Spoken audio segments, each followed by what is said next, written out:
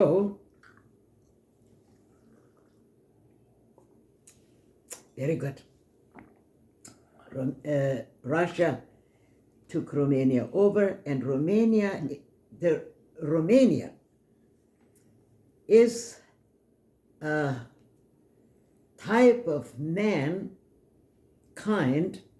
the wishy-washy. When it's hard, they go on this side. When it's okay, they go to the other side. So first, half they were and fought with Germany against Russia. And then Russia came in, and then they took Russia. And the Germans were not us that we were there, but the soldier. They went out because then they killed them, okay? Because they had to come from, what is that now? Ukraine, Poland, and then Romania. And so they made a contract for 5 years. And they said they want all the young Germans, the boys from 16, the girls from 17.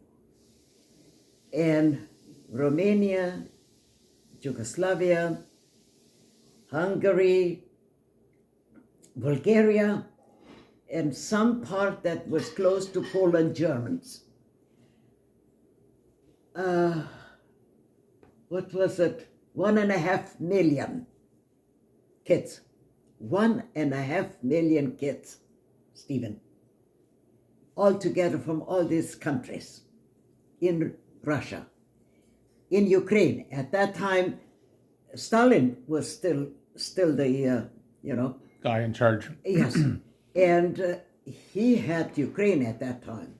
Ukraine doesn't believe them, wasn't like this now. Right. Okay.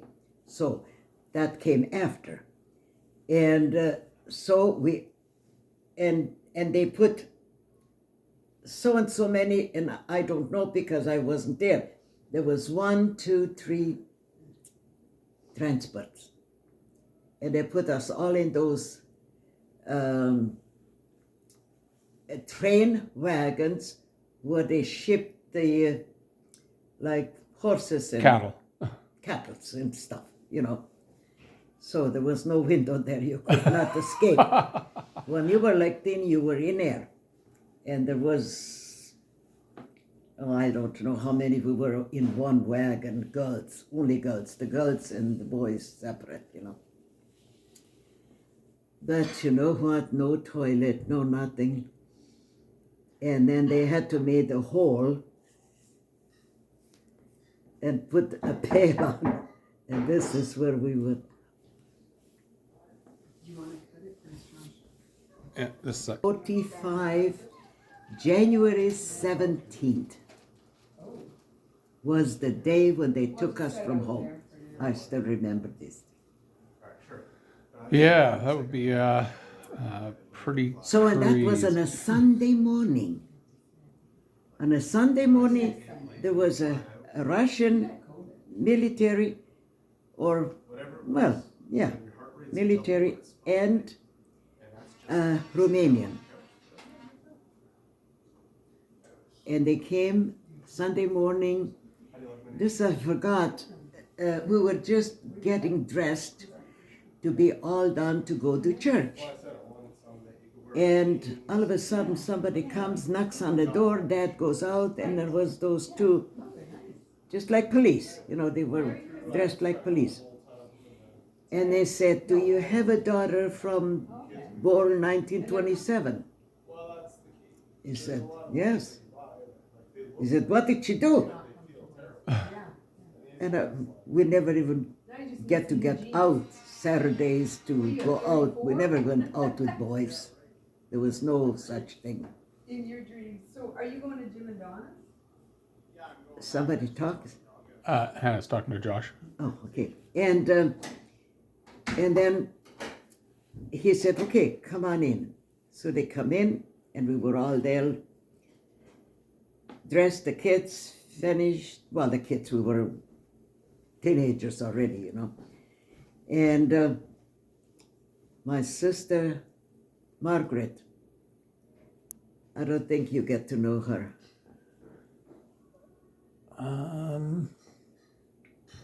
Margaret, you were married already. You should have. Yeah, I think I did meet With her. Jacob. She was married Yes, to Jacob. yes. She had a Yeah, wedding after. Yeah. Now, she was in her 35 and she had to go too. They took her too with us.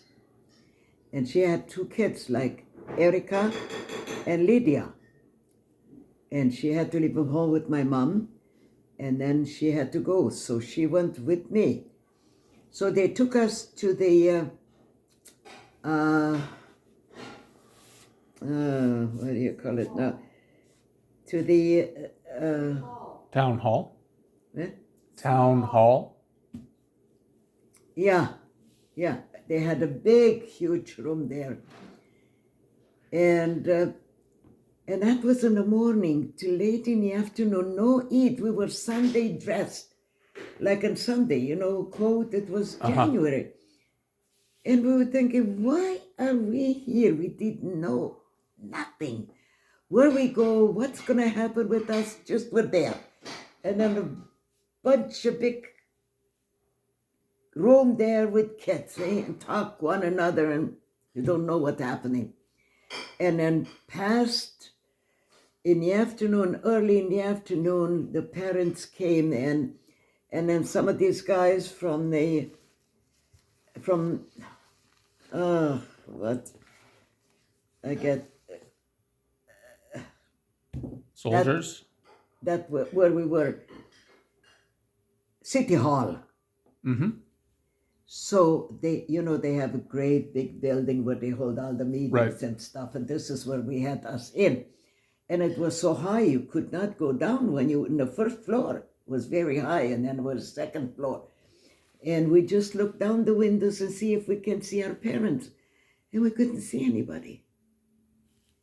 And until one of those guys comes in, that because they had to be there, that do the cleaning and helping there, and they said to different ones, your parents are you, go on a window and talk to them. But they would let the parents in. And then you had to open up that big window and lean down like this, down, so to talk to them. And we said, where, have you heard anything? Where we go? No. And dressed in Sunday clothes and nothing with us, nothing, Stephen. And then at 7 o'clock, between 6, 7, 8, it was dark already. No electricity on the main highway, no electricity. They only had lanterns. And then they had soldiers, Russian soldiers and Romanian soldiers. One on this side, one on this side, and such a big, huge distance, like we were 5 in a row, and we had to march like soldiers.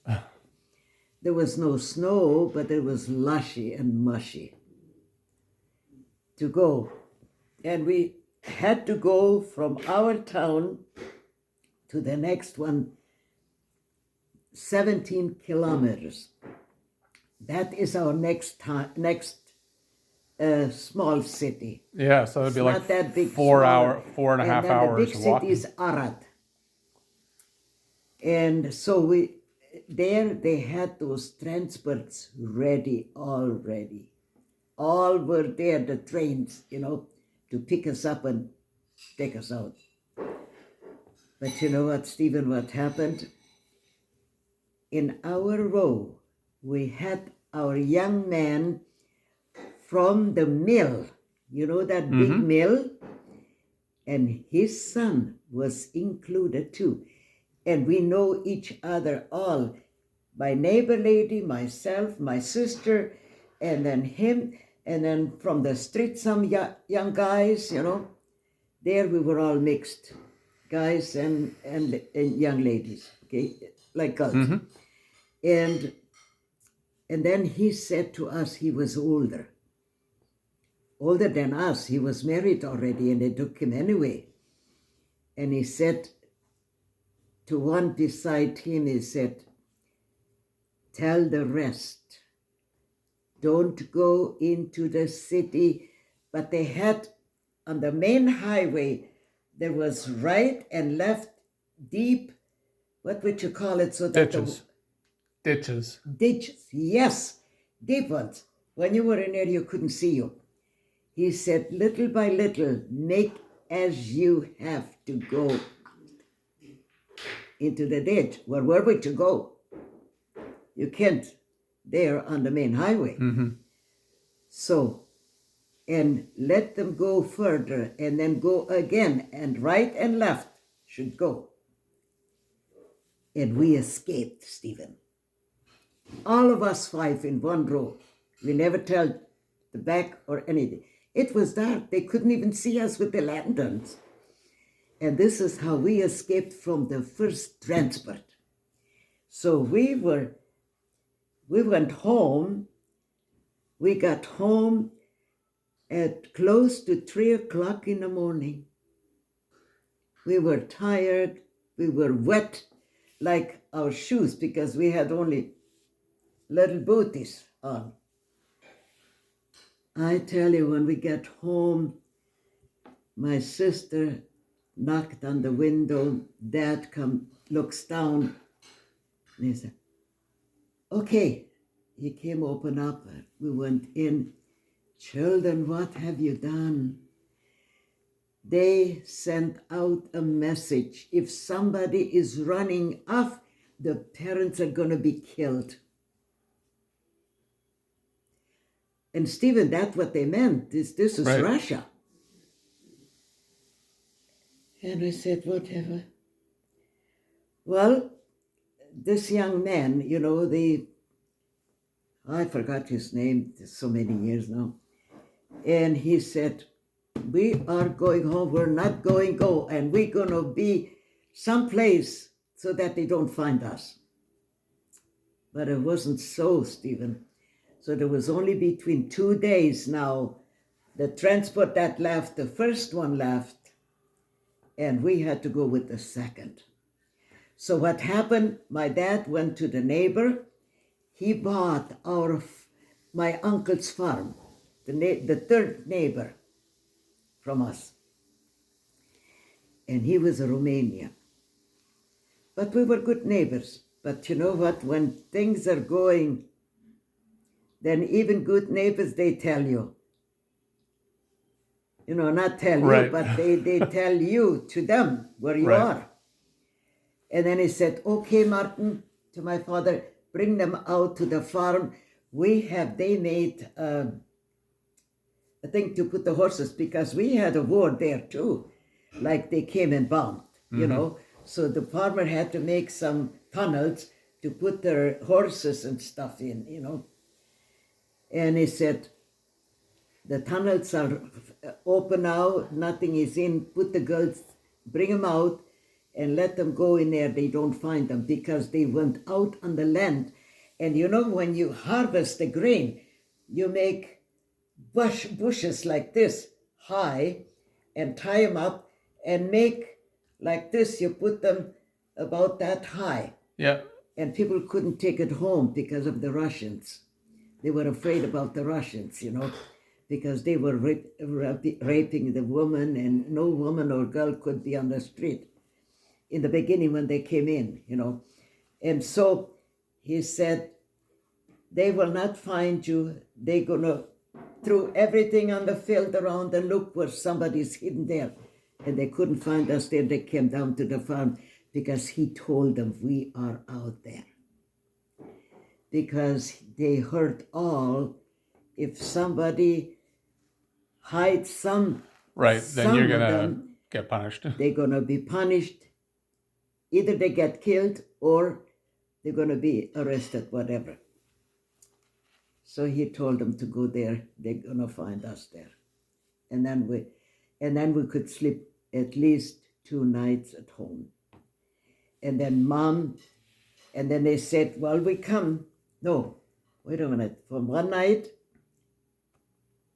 only.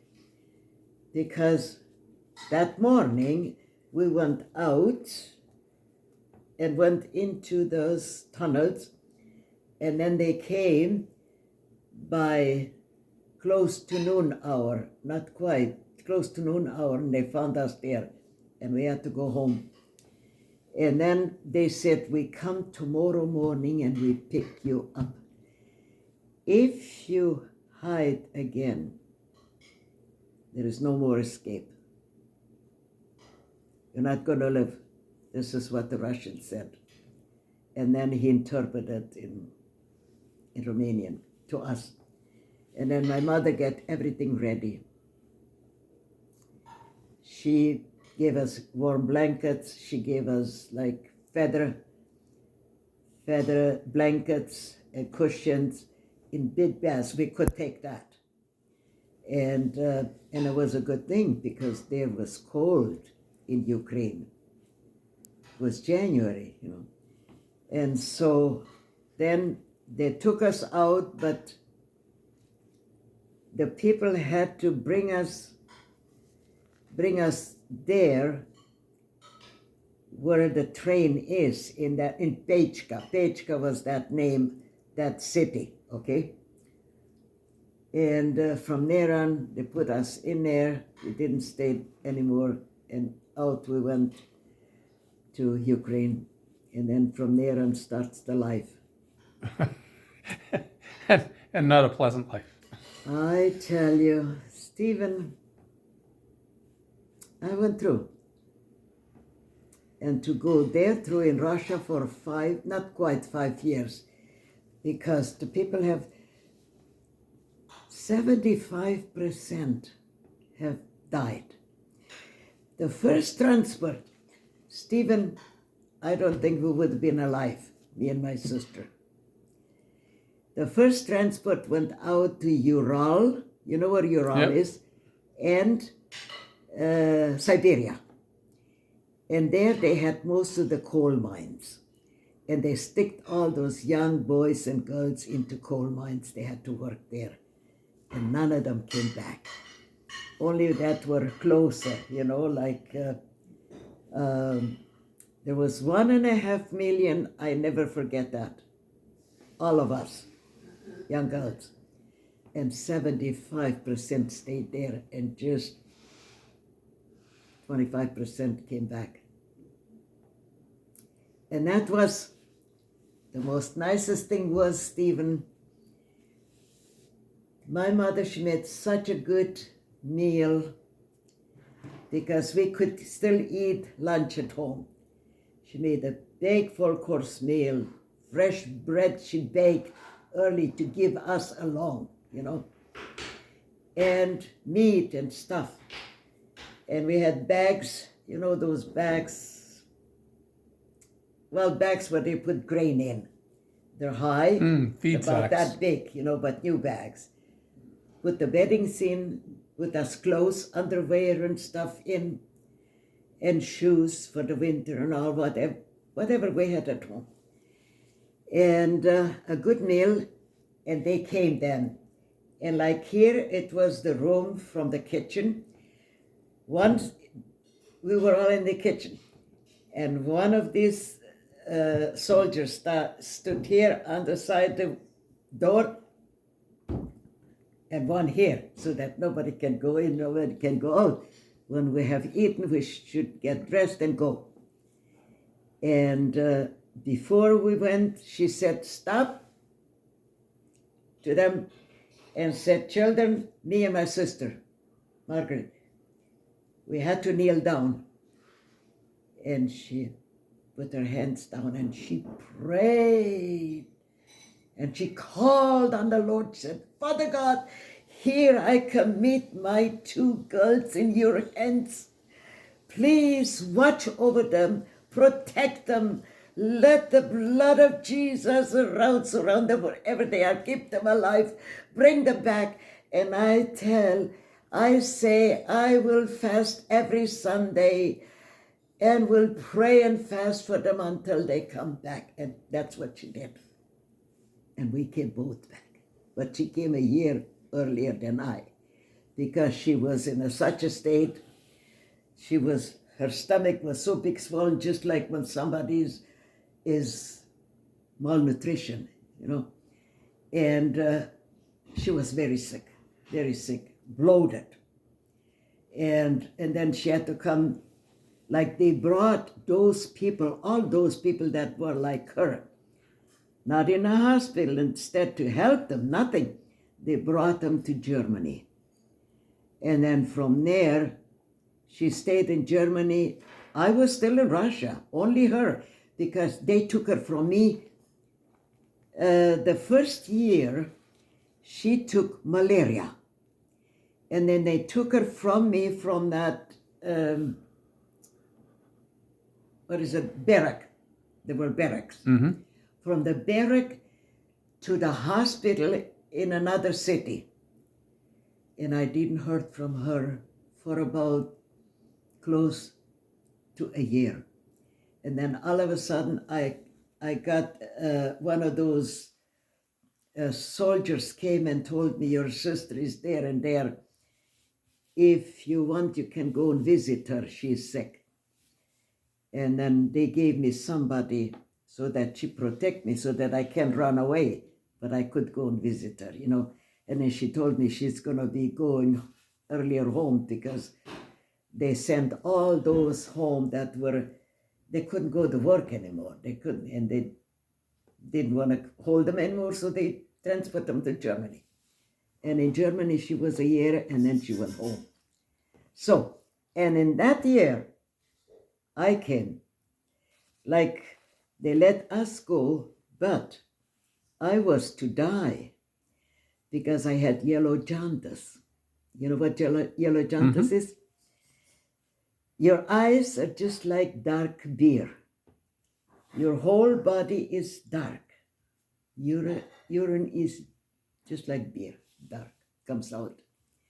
They left me too long, and then they transferred me to the hospital, because in Russia, if you don't get fever, you don't go to the hospital. I never get fever. Hannah knows that. I can be so sick, don't get fever. And so they left me too long. And I knew very good Russian, but I didn't let on that I know in the hospital. And the two doctors said she's not going to make it because we have only one needle. Everything is out with the soldiers, like in the army. Mm-hmm. And that night I cried. Stephen, I cried in that room there. They took all my hair off, just like nothing. And then just give me a little turban, like to cover up my head. And I cried because I went to the church. I knew that much, that I heard the word of God, the Bible. I heard that Jesus is the healer and what he did for all of us, in that age. And I read the Bible at home, and I know the Bible, but I was not saved at that time. And then I said, Jesus, please, that night, if you heal me now and make the way that I get home, I will follow you all the days of my life. But I wasn't born again at that time. Stephen, a miracle happened. In about 6 weeks, I started to get wider and wider and light, like light, Mm-hmm. It disappeared, all that inside. And there every week we had to go for a checkup, And those doctors said, I don't understand, something is here. We didn't have the needles, only one. One wouldn't do it. How come? And I didn't talk to them. I didn't want to let on. I know. I want to understand what they talk. And so less and less and less, and all of a sudden I was clean and I could go back. And then when I went back to the barrack, I heard that they said, and all the girls that we know each other, they said, we're going home soon, we're going home soon, we're going home soon. I said, well, when? Well, they said, in November, and that was a number of months. It was August, between August. I don't remember was the beginning or the end of August. And in November we go home. And this is how it was. We still had to work. See, I worked there in those, that's why I worked here in Electro Home, because I worked on big machines there, And anyway, I was okay then, but I was only 90 pounds, skin and bone, But I felt okay because that cleaned. I was healed. Medication wouldn't have done it so quick. No, it was Jesus. So. For sure. I tell you, Stephen, and then they brought us to Germany with the transport. And now I'm not too sure how they made it. We did not get to Germany. We get only to Ukraine, between Poland and Ukraine.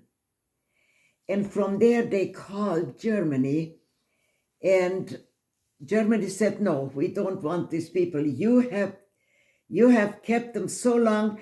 Now put them there in those barracks, because between Poland and Germany were big barracks where the military was, the Americans and the so all the Allied troops would have left the barracks, and right? they still had those barracks there where they had the cooking, and there were still doctors there, and there were still nurses there, and they just had a few soldiers that were still not well. They couldn't send them home, and they were from the Canadians. I think Canadians they worked with. They fought with US. the Canadians, Americans, and the what is it? The Queen's British, yes. And so they said, put them over there, give them good food, and then when they can walk and they're free, give them medicine, and then you can bring them. And then I think it was in the beginning of November, and we stayed till the end of November. No, it was further. I'm not quite sure, between this end of November and beginning of December, the week of beginning of December. And so then Germany helped us, gave us good food. But there they give us good food in those barracks, because they had the doctors there, and I still have my paper from there. I kept it, and I never showed it to you. And there it says everything from when to when. So I don't know. That'd be interesting if you still have that around. Excuse me? If you still have that around, I'd like to take like a picture of it so I can. It's kind of a, many years. Yeah. But you still can read it. And the stamp is there. I can show it, but you have to remind me if I don't remember when you come. And then we felt good then. They brought us to Germany, let us down. They should have brought us home, but they wouldn't. They only would, because we were Germany. They brought us from there, from Romania, but they let us go in Germany. And then Germany gave us homes, like each one person in one home. People came and took us in their own homes, and they gave us good food, and they bought us a little bit if you have needed underpants or something. We had nothing, only the Russian uniform there, and we want to get rid of that. So we get like where we were there. I was in, I forgot that. Maybe it comes later. And they were very nice. They gave us good food. And we gained a little bit. So I was there 1 year and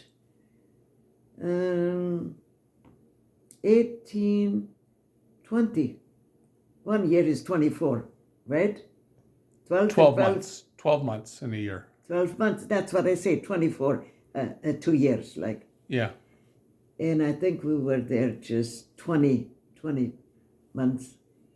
Is that the 20 months comes to Yeah. that? Yeah. And so then I get in touch with my aunts. I had 3 aunts here, one in Rochester and 2 here, one in Kitchener, one in Waterloo. And those two aunts got in connection with me while I was in Germany. And they said, do you want to immigrate to Canada? And I said, I didn't know much about Canada. But I said, yes, because Russia took over Romania. My dad died when he was 60. So I never seen my dad anymore because he took a stroke and then he died.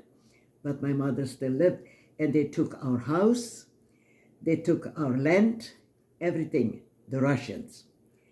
And my mother had to go to the, in Russia you say, in a warehouse, like to get so many bread for 1 or 2 days, bread for a week bread, whatever you get to eat, whatever, flour and all that. They took everything, nothing they could just live in the house and had their cleaning. They took everything away.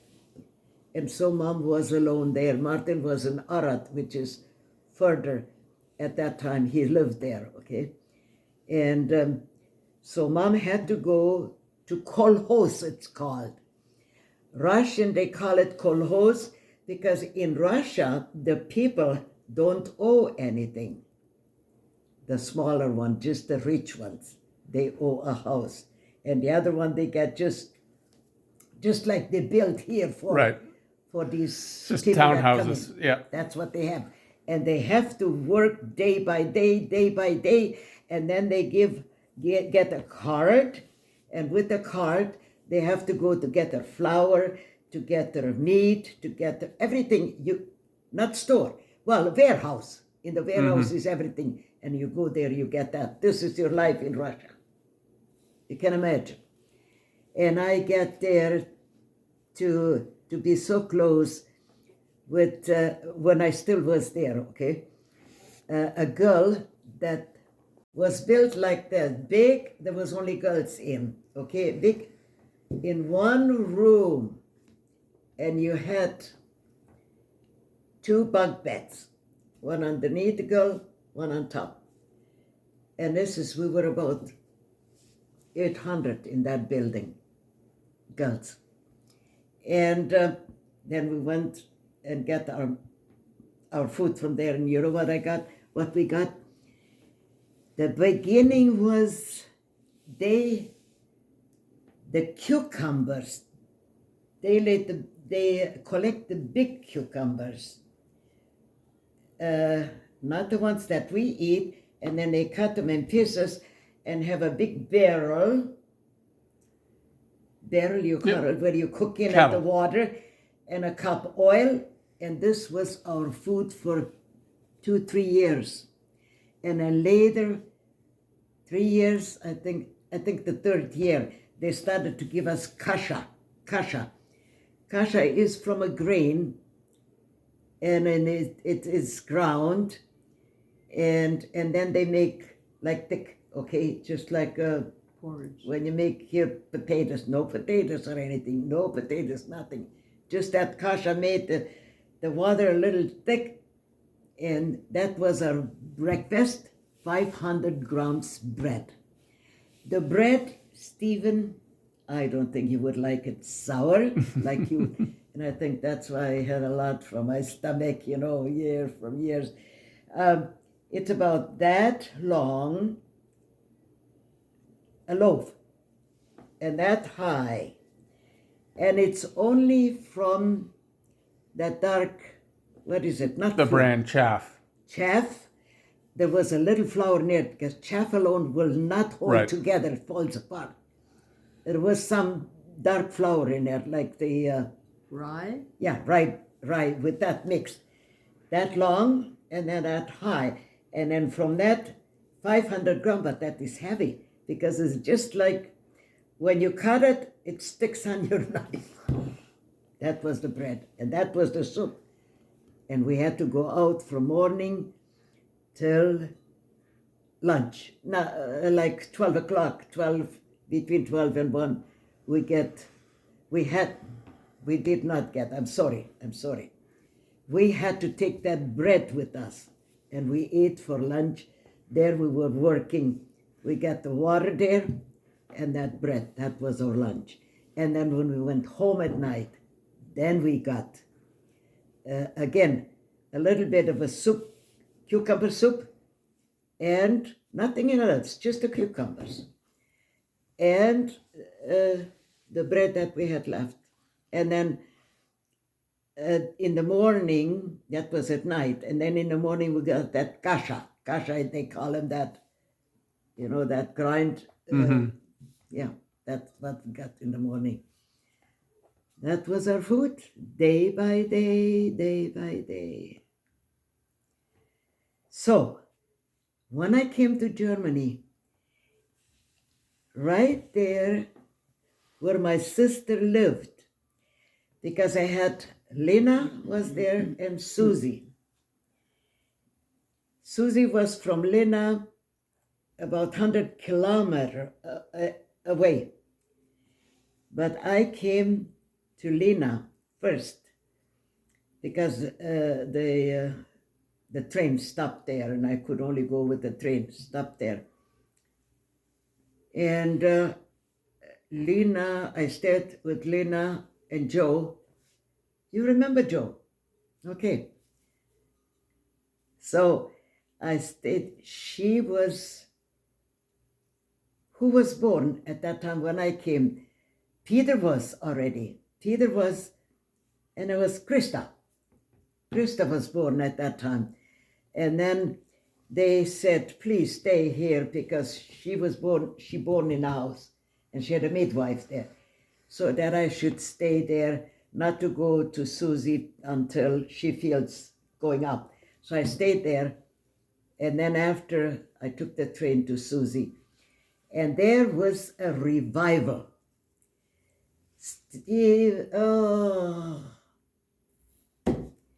If you know what a revival is, I don't think you people have seen what a revival is.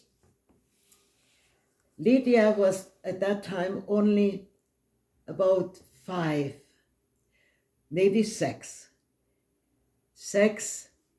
And Willie he's about 4 years younger than 2, 3, 1, 2, something like that. And you remember what I said to the Lord? If you heal me, Jesus, I will dedicate my life to you. I said it. Mm-hmm. And I was just thinking tomorrow is the second, in Germany they celebrate the second Christmas day. Like today is the first and tomorrow is the second. They celebrate. Oh, really? Interesting. Yes. I don't know if they do now, So but at that time. So is it like from the 24th to the 26th would have been like a continuous celebration time, or was it the 24th and the 20th? Like it is, like we had last night. Christmas Right. Eve? Yes, we celebrated that. And then, like today is Christmas Day, the first Christmas Day. And tomorrow is the second Christmas Day. And there is church. And when I get there the first time, I was shocked. There was a farmer gave his 2 rooms, took the walls out. And the farmer on the field plowing. Do you remember somebody plowing? And some man of God came to him and said, leave it. Wasn't Your that access- Amos? Elijah. And this is how it was there. where she lived. You know, it was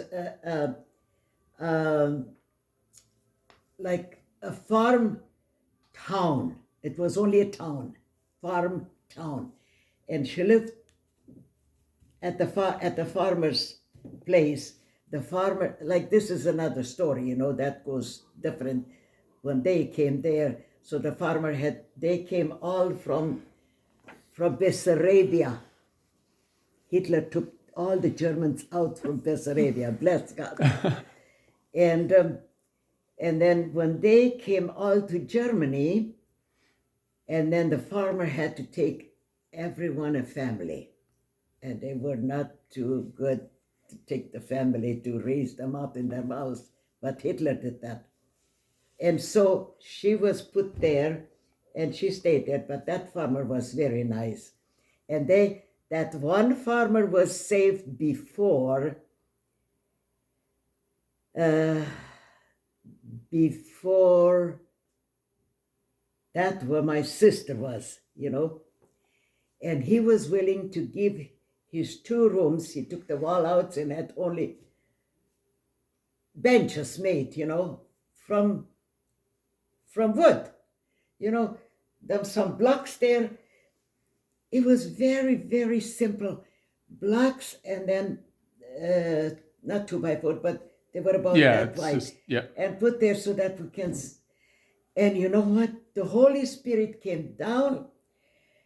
The children fell on the floor, spoke in tongues, and glorified Jesus, like Lydia was one of those, and all those younger ones, they were on the floor, and that was so strange to me. I've never seen anything like that. And then they spoke in new tongues. And then the other ones, the grown up, they were in the spirit and singing and praising and glorifying God. And that revival came from London. You know, not our London here. In England. There broke out the revival, and it came over right when the war was over to Germany. And then most of the Germans, they got back to the Lord, like, you know, they were all. Not everybody in Germany were for Hitler. They did not, but they were pushed just like we're pushed here to something in. And yet they had to do it. So now I look at that thing the second day I was born again, second Christmas Day.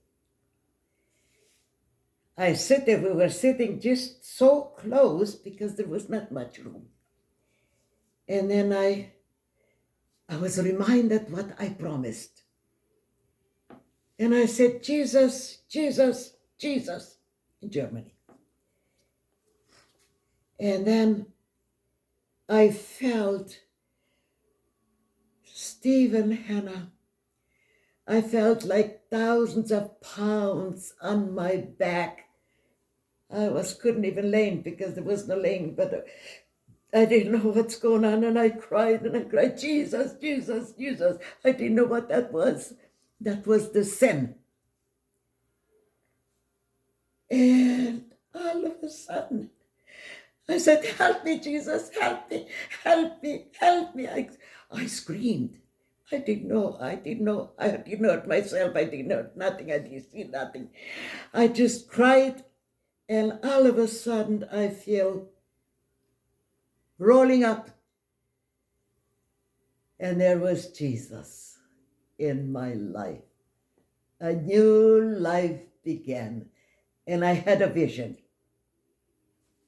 And I saw, because I was crying, my face was all wet. I was wet here. And then I saw a vision. I saw the cross. And here underneath, here's the cross. Here underneath was the Lion of Judah. The lion was there. And I didn't know what the meaning was until later when I read the Bible. And the lion looks at me and smiling. Can you imagine? He lays there so quiet, and here is the cross. So that means the Lion of Judah, Jesus. And I was free. And that was my second Christmas day in Germany from 50,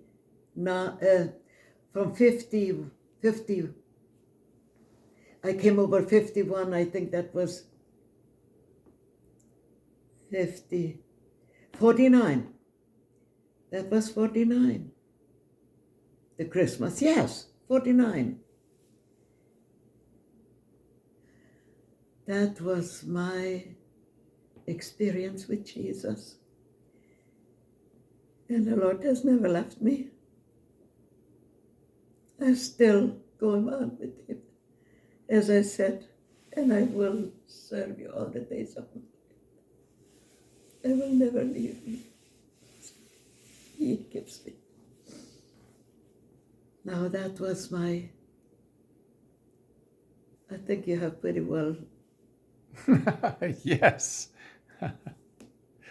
So, how can you hear that now? Oh,